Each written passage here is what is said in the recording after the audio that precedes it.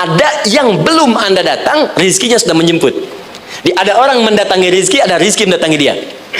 Contoh, Al-Imam Asy-Syafi'i sedang berdiskusi dengan Imam Malik, gurunya. Kata Imam Asy-Syafi'i, Syekh, rizki itu mesti saya cari dulu, baru kita dapat. Kata gurunya, ya Syafi'i, ada rizki yang cukup kita beramal dekat kepada Allah, dia akan datang tanpa kita cari dengan ikhtiar manusia. Kata Syafi'i, mustahil.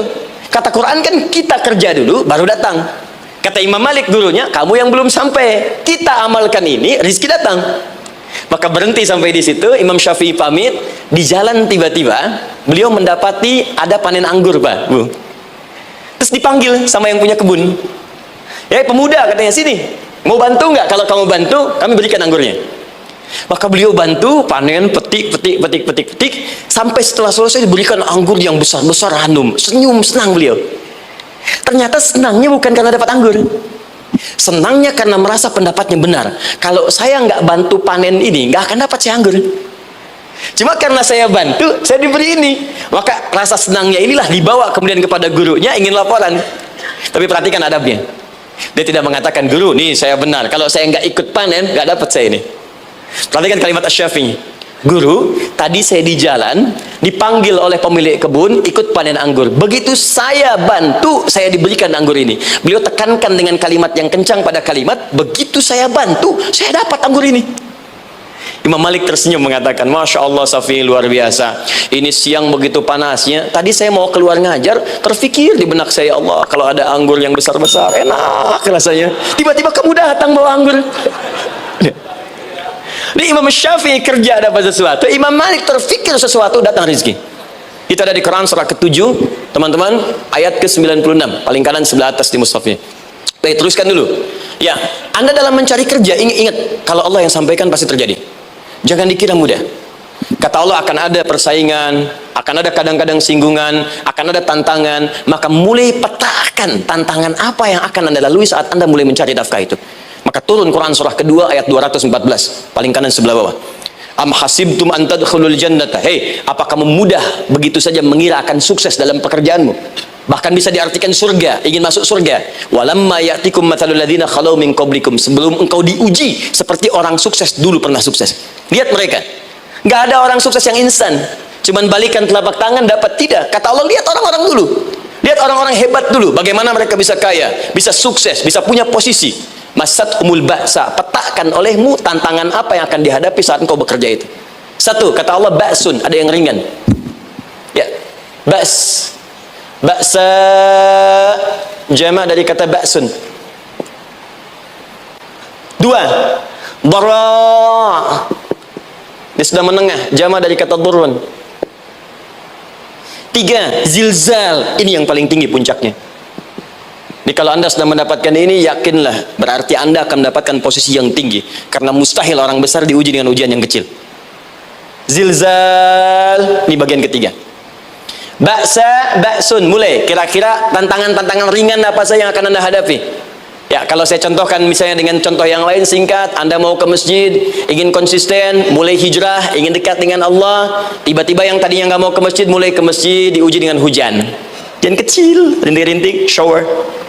Begitu hujan, orang Arab mengatakan kalau hujannya bisa lewat tanpa payung pun, orang Arab mengatakan la ba'sa. La ba'sa, ini ringan. Orang kita sambungin labas.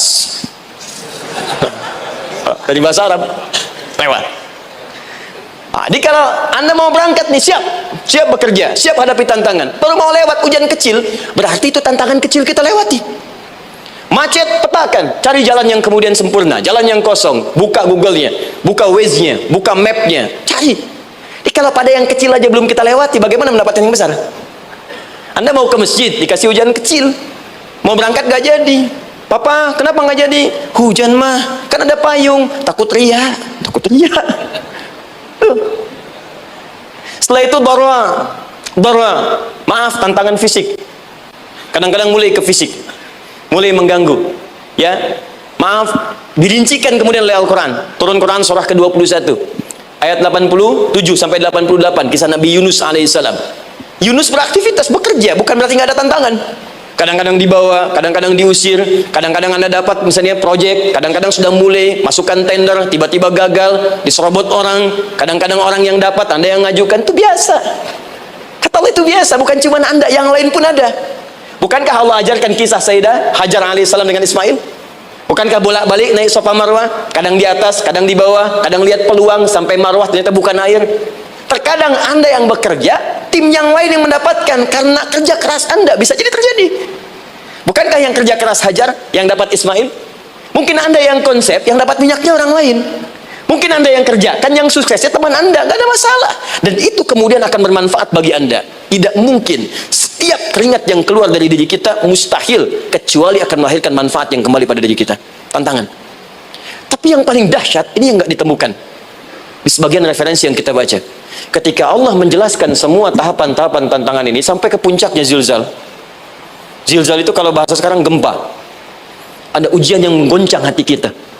Ketika Anda kerjakan, ya Allah, tantangannya dahsyat. Kenapa mesti saya, ya Allah? Kau nggak selesai-selesai, ya Allah. Itu wajar, teman-teman, itu biasa. Kata Allah, orang dulu saja mengatakan, mata nasrullah, kapan ini selesai? Berbahagialah kalau teman-teman sudah mendapatkan tantangan puncak yang paling tinggi ini. Ini artinya Allah sedang mempersiapkan Anda menjadi orang besar di kemudian hari. Dan cara mengatasinya diturunkan Quran surah ketiga ayat 142, paling kiri sebelah atas. Perhatikan dahsyatnya. Yang pertama diterangkan tantangannya, yang kedua dijelaskan cara mengatasinya. Saya mau berhenti sampai di titik ini, nanti saya terangkan cara berinteraksi dengan Al-Quran. Ya, perhatikan baik-baik. Kata Allah, jika kelak engkau sudah bisa memetakan tantangan ini, maka siapkan solusi untuk mengatasinya. Ayatnya dibuka dengan kalimat yang sama persis. Saya pernah sampaikan teori ini di dua perusahaan besar di Indonesia. Yang pertama, ada salah satu perusahaan, karena ini direkam saya nggak sebutkan perusahaannya, perusahaan otomotif besar, sedang turun gratis, kemudian juga ada inflasi yang tinggi. Terus saya terangkan teori Quran. Ya, praktekkan berhasil, Pak. Padahal saat itu saya presentasi di depan non-muslim. Non-muslim. Selesai se-Indonesia dikumpulkan, saya bedah tentang ini. Dan mereka berhasil. Sampai sekarang naik lagi. Yang kedua sama, ini direkturnya juga non-muslim. Tapi nggak apa-apa, kita diskusi. Dan mau mendengar teori ini. Dan praktekkan, naik. Ya, dulu di satu perusahaan minyak juga. Sedang turun, karyawan semua dikumpulkan. Lalu kita bahas tentang ini, kita terangkan. Yang ini yang paling menarik dari Al-Quran. Kalimatnya sama persis. Quran surah ketiga ayat 142. Am hasibtum an tadkhulul jannata. Apa Anda duga akan begitu mudah mendapatkan kesuksesan dalam hidup? Tolong fokus baik-baik. Jangan selalu mengartikan jannah dengan surga. Karena asal kata jannah itu artinya kesuksesan, kebahagiaan yang belum tampak. Surga, kenapa disebut dengan jannah? Karena itu puncak kebahagiaan kita yang belum nampak sekarang. Saya kasih rahasia ya, ini antara kita saja nih. Kalau ada kata jim dengan nun di depannya, itu pasti tidak nampak, tersembunyi. Apapun tambahannya. Ya, misal, jin kenapa disebut dengan jin? Karena memang ketika diciptakan, dia tidak tampak, tersembunyi. Lawannya ins, karena itu kita disebut ins, karena saat lahir kita tampak. 18 kali disebutkan dalam Al-Quran. Ya ma'syaral jinni wal ins wa ma khalaqtul jinna wal ins. Jadi jin disebut jin karena memang fitrahnya tersembunyi, nggak nampak. Jadi kalau ada jin melakukan penampakan, itu jin sedang kena masalah, sedang keluar dari fitrah. Sama dengan manusia, harusnya tampak. Jadi kalau ada manusia yang senang sembunyi-sembunyi, dia sama dengan, bukan saya bilang, sedang punya masalah. Ke kantor sembunyi-sembunyi, hati-hati Pak Alfian tuh. Biasa ada pintu depan, masuk pintu belakang. Suami di rumah buka WA sembunyi-sembunyi, Bu hati-hati itu. Pulang lewat pintu belakang, berarti sedang punya persoalan dalam hidup. Setiap ada jim dengan nun, pasti tersembunyi. Ibu punya janin, rahim, dalam rahim ada janin. Kenapa disebut dengan janin? Jim, nun, ya, nun. Karena sosok itu belum nampak dalam pandangan kita. Nanti kalau sudah lahir, baru tampak. Jannah, kenapa disebut jannah? Karena belum tampak dalam pandangan kita, nanti kelihatan. Karena itu dalam Al-Quran, kata jannah itu tidak dikhususkan dengan surga, tidak dikhususkan dengan surga. Kadang-kadang menunjuk aspek kesuksesan yang belum tampak. Anda mau ngubur minyak, minyaknya belum tampak, belum kelihatan. Anda mau kerja, ya hasilnya kan belum tampak, baru ikhtiar sekarang. Karena itu orang Arab disebut kaya kalau mereka mendapatkan kebun yang tak tampak sebelumnya. Kebun anggur, bukan kurma, kalau kurma banyak. Kebun anggur, ada apel, ada jeruk, sampingnya ada sungai-sungai, disebut dengan jannah. Ya, kalau punya unta, nggak kaya di Arab, biasa. Karena yang kelihatan padang pasir, unta, hitam, merah, biasa. Tapi kalau sudah punya kebun anggur yang sulit di padang pasir ada kebun, itu baru disebut kaya. Karena itu orang Arab kadang mengartikan jannah dengan aspek kesuksesan yang belum tampak, diartikan dengan kebun anggur, kebun apel, dan macam-macamnya. Perhatikan, am hasibtum an tadkhulul jannah. Apa Anda duga ingin sukses itu begitu mudah? Sukses jadi tidak. Walamma ya'lamillahu alladhina jahadu minkum wa ya'lamas sabirin. Perhatikan baik-baik. Sebelum Allah memastikan pada diri Anda terdapat dua hal yang paling utama untuk mengatasi tantangan tadi. Satu, jahadu, kesungguhan, serius. Jadi kalau mau sukses mesti serius, kerja serius, cintai pekerjaan Anda, ya, belajar anak-anak serius, pastikan belajar dengan serius. Jangan cuma anak-anak duduk paling belakang, nggak pernah nanya, kadang ngantuk pulang, ujian besoknya mau ujian baru belajar, ya, sistem SKS, sistem kebut. Ya, kadang-kadang sejam, Bu, Pak. Saya pernah ada orang di luar ngadu waktu di Libya, Ustaz, gimana ini orang Indonesia? Kenapa? Saya belajar 3 bulan, besok mau ujian. Teman antum orang Indonesia pinjam catatan saya, baru semalam dia dapat 8, saya 7,5. Saya bilang, Anda belum tahu sistem SKS itu. Baik, kan? Tapi itu bukan solusi. Begitu ujian selesai, ilmu lupa. Itu poinnya. Jadi kalau hanya sekedar ilmu dipakai untuk ujian, pada prakteknya nggak akan terpakai. Ini banyak anak sekolah sekarang hanya belajar untuk ujian saja. Padahal kalau dipraktekkan, kadang kaitan dengan agama tinggi, Bu, Pak. Fisika itu dengan agama itu tinggi. Gaya F1 sama dengan F2, gaya gerak sama dengan gaya dorong. Gaya sedikit, maka keluarnya sedikit. Pukul kencang, bunyinya kencang. Imannya kalau kuat, amalan jadi banyak. Iman sedikit, amal pun sedikit. F berbanding lurus dengan P, hukum Pascal. Gaya berbanding lurus dengan tekanan. Masuk bab akhlak. Makin banyak gaya, makin banyak tertekan. Nah, itulah. Gaji 5 juta, gaya 10 juta, kan? Ini serius. Serius. Di divisi apapun Anda, saya 3 sepekan lalu lah takziah ke tempatnya yang Habibie, terus diminta tausiah di sana, dan saya perhatikan beliau termasuk yang paling serius ketika diberikan tugas apapun. Gak pernah diberikan amanah kecuali mencintai pekerjaan itu. Yang Habibie demikian. Ciri orang sukses itu serius. Tapi keseriusan itu, kata Allah, petakan jadi 3 bagian lagi. Karena jahadu itu punya 3 turunan kata. Satu, keseriusan merencanakan, disebut ijtihad namanya. Punya rencana. Mappingnya apa? Stepnya apa? Oke, Anda ingin kerjakan sebuah proyek, baik, proyeknya berlangsung berapa lama? Target kita apa? Jangka panjangnya, menengahnya, jangka pendeknya. Kemudian apa tantangan yang akan dihadapi di setiap tahapan-tahapannya? Selesaikan. Bahkan saking pentingnya tahap perencanaan ini ditunjukkan oleh Allah langsung lewat sholat. Teman-teman masih ingat sholat pertama yang kita kerjakan setiap hari? Sholat apa namanya? Subuh. Apa artinya subuh? Tuh, ini masalahnya. Ini kata Al-Quran sendiri, ya, kata Al-Quran sendiri. Nanti akan ditemukan orang yang ibadah tidak paham apa yang dikerjakan dan dilakukan dalam ibadahnya. Contoh sholat. Kata Allah, akan ada orang sholat yang saat sholat tidak mengerti apa yang dia baca dan dia lakukan dalam sholatnya. Jujur tanyakan pada diri kita, sampai detik ini, dari sekian ribuan kali ruku dan sujud, berapa persen bacaan sholat yang kita pahami? Jangan-jangan kita ruku tapi nggak ngerti yang dibaca. Sujud tak paham yang diungkapkan, bagaimana bisa khusyuk? Mustahil.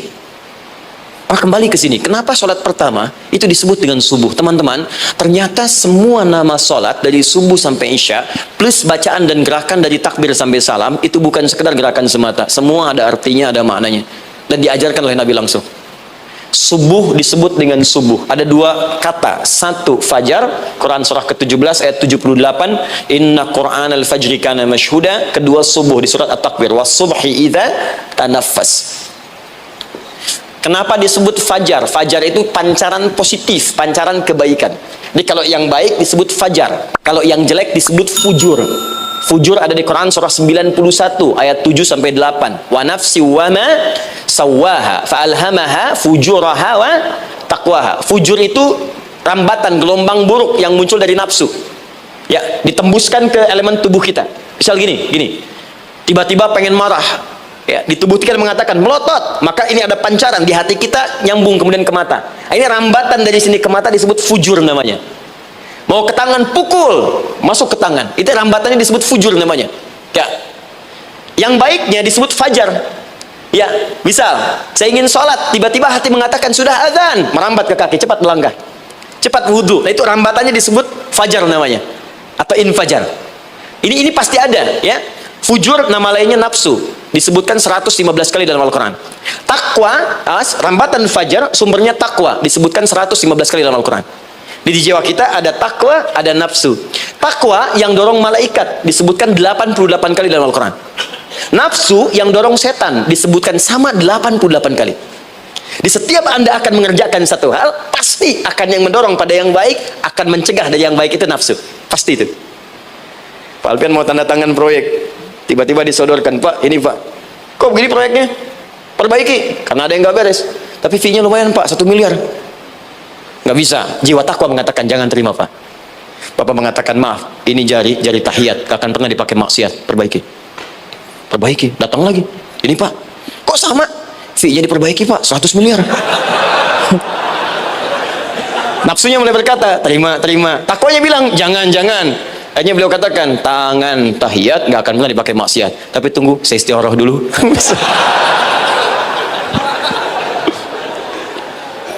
Nah, waktunya, ini salatnya disebut fajar. Kenapa disebut fajar? Karena saat kita tidur, terus dengar suara azan, Allahu Akbar, maka memancar dari iman kita rambatan untuk merespon suara itu, bangun kita untuk menunaikan sholat. Waktunya disebut subuh. Kenapa disebut subuh? Dari kata asbah. Asbah itu artinya yang siap dengan rencana. Ya, orang Islam tuh nggak ada yang bangun dari tidurnya kecuali punya rencana jelas yang akan dieksekusi di hari itu. Makanya sebelum kita bekerja mengeksekusi itu, kita datang menghadap Allah supaya Allah berikan kemudahan di setiap aktivitas kita. Coba lihat manajemen Nabi. Bukankah sebelum tidur beliau istighfar dulu? Dirinci pekerjaannya, dicatat yang akan dikerjakan besok, istighfar 70 kali, 100 kali, sehingga dengan istighfar saat tidurnya tenang. Coba kita biasakan. Ada yang baca Quran, ada yang istighfar. Kalau nggak percaya silahkan cek. Begitu Anda lakukan, tidurnya enak. Besoknya rencana itu sudah siap. Makanya ketika bangun, siap jam 7 mau kemana, jam 8 ada di mana, jam 12 kerjakan apa. Sebelum mengerjakan itu, datang kepada Allah, sujud, ya Allah, saya punya rencana ini, tolong mudahkan. Begitu caranya. Itu yang disebut dengan subuh. Nah, sekarang kembalikan peta hidup kita mau seperti apa ke depan. Ijtihad. Yang kedua, kalau sudah jelas konsepnya, visinya sudah ada, maka jihad. Yang kedua jihad. Jihad itu eksekusinya, aksinya, actionnya, perjuangan fisiknya. Rencananya apa? Tahajud malam nanti. Bismillah. Jam berapa? 2:30. Baik, yuk kita mulai rencanakan. Eksekusi rencananya. Bagaimana cara kita bangun 2:30? Pasang alarm. Jam berapa alarm dipasang? 3 kali. Pertama 1:30, kedua 2 kurang 1/4, ketiga jam 2 lewat 1/4. Baik. Alarm pertama untuk mematikan alarm kedua. Alarm kedua matikan alarm ketiga. Ketiga siap-siap. Baik. Siap bangun. Jihad. Ini penting ya, jihad itu jangan dipersempit maknanya kepada situasi peperangan saja, tidak. Banyak jihad itu luas sekali medannya. Karena jihad itu perjuangan fisik. Dan maaf sekali, dalam konteks perang pun bukan menyerang orang, tapi membela diri saat diserang. Di Islam itu bukan agama ekspansi. Cek di sejarah, nggak ada Islam menyerang. Yang ada itu membela diri saat diserang. Atau saat orang lain dizalimi dan kita diminta untuk terlibat, kita membantu. Ini bukan dalam konteks sekarang yang banyak dibincangkan, tembak orang, bom orang, nyerang orang, bukan. Itu waktu kejadian bom Tamrin itu pertama, saya di Lampung posisinya. Itu begitu meledak, tuar. Pertanyaan pertama Pak di Majelis Taklim, Ustaz, apakah bom di Jalan Tamrin termasuk jihad fisabilillah? Saya bilang, Pak, sependek pengetahuan saya, jihad fisabilillah itu jihad di jalan Allah, bukan di Jalan Tamrin. Kaidahnya beda. Nah, misal mencari nafkah itu jihad. Cari nafkah jihad. Quran surah keempat ayat 34, paling kiri sebelah atas. Tugas pertama ketika menikah, kata Allah, ar-rijalu qawwamuna 'alan nisa. Setiap lelaki itu diminta oleh Allah untuk mengatur bagian rumah tangganya. Jadi pemimpin di rumah tangganya. Ya bima faddalallahu ba'dahum 'ala ba'din, karena diberikan kemampuan untuk memimpin. Di pemimpin itu ada di suami. Dan ciri khas pemimpin, Bu, biasanya ciri khas pemimpin apa, Bu? Bukan tegas, bukan. Ciri khas pemimpin itu tidak mau dipimpin. Makanya kalau ada sesuatu, masukkan lewat usulan, jangan beri saran. Kalau saran susah, itu pemimpin. Baik, tapi yang paling luar biasa kata Allah, perhatikan kalimatnya indah sekali.